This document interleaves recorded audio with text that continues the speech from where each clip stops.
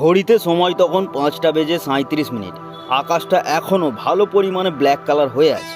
আমি রেডি সেডি হয়ে বেরিয়ে পড়লাম আমার কালো ঘোড়াকে নিয়ে রসের খোঁজে।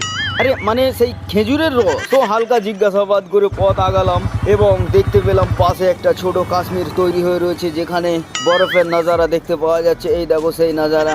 তারপর আবার হালকা জিজ্ঞাসাবাদ করে পথ আগালাম এবং ফাইনালি আমি ডেস্টিনিতে পৌঁছে গেলাম। গিয়ে দেখি ওখানে রস আর ভাঁড়ে ধরা হয় না, এখন জলের বোতলে ধরা হচ্ছে। অ্যাকচুয়ালি বিষয় ওইটা না, যার রস সে আমাকে বললো এগুলো রস নয়, এগুলো তাড়ি, তো তুমি এখানে পাবে না, যদি আমাকে অর্ডার দিয়ে যাও তাহলে পেতে পারো। তো আমিও নাছোড় বান্দা বেরিয়ে গেলাম ওখান থেকে, সোজা চলে গেলাম আমাদের আমতলা কৃষক বাজার। ঠিক আছে, তো এখানে সেকেন্ড অপশান, মানে এখানে রস বিক্রয় হয় অলরেডি। তো এখানে গেলাম এবং এক গ্লাস জল ঢেলে রস খেলাম, মানে রস ঢেলে রস খেলাম।